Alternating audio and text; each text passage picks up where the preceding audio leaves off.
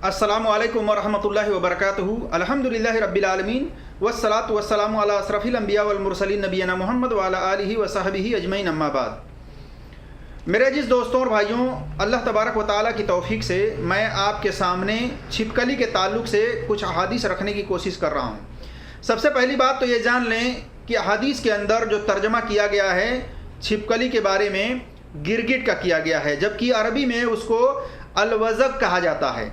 अलवज़ग इसके माने छिपकली के हैं। लुगत में आप देखेंगे डिक्शनरी की किताब मिसबाह, उसके अंदर सफ़ा नंबर 943 पर यह है कि अलवज़ग के माने छिपकली हैं, लेकिन इससे अहादीस के अंदर जो तर्जमा किया गया है गिरगिट के हैं।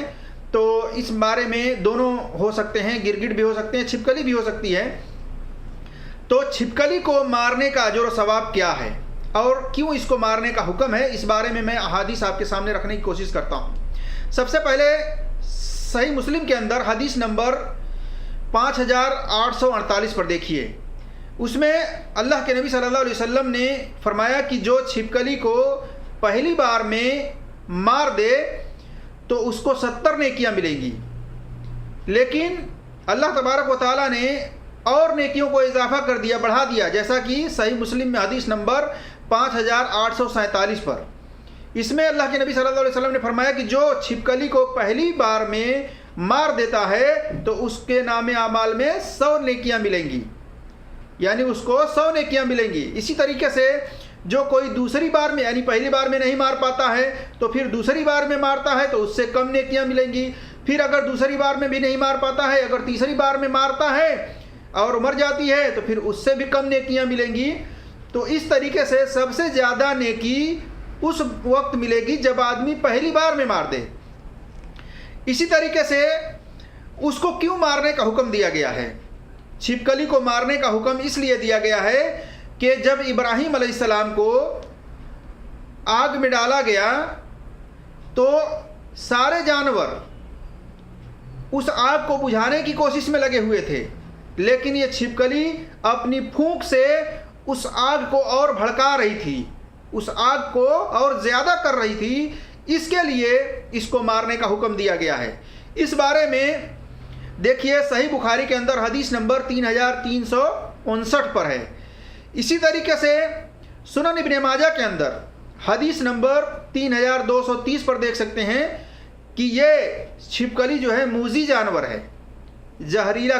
किसी ने कहा है कि जहरीला होता है इसलिए, और किसी ने कहा है कि ये छिपकली जो है अरबों में पाई जाती हैं और ये ऊँटनी के दूध के जो थान होते हैं उसको ये छिपकली चिमट जाती है और सारा दूध खींच लेती है, पी जाती है।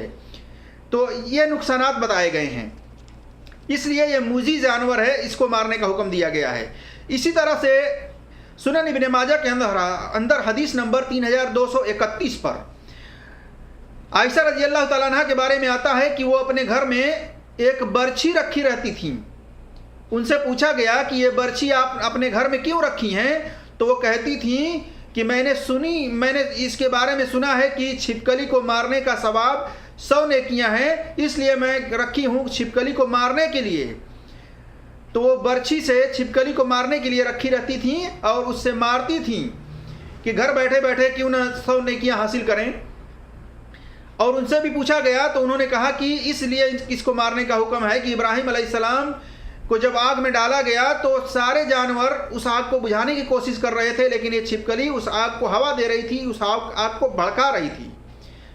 तो मेरा जिस दोस्तों और भाइयों, ये जो रिवायत है शेख अलबानी रहमतुल्लाह अलैह ने इसको सही करार दिया है, लेकिन हाफिज जुबैर अली जई रहमतुल्लाह अलैह ने इसकी सनद को ज़ईफ़ करार दिया है, ये सनद कमज़ोर है। लेकिन सही बुखारी में इसकी शवाहिद मौजूद है, जैसा कि हदीस नंबर 3359 पर देख सकते हैं। उसमें है कि इब्राहीम अलैहिस्सलाम के आग को ये हवा दे रही थी, ये आग में फूंक मार रही थी, इस बिना पर इसको मारने का हुक्म दिया गया है।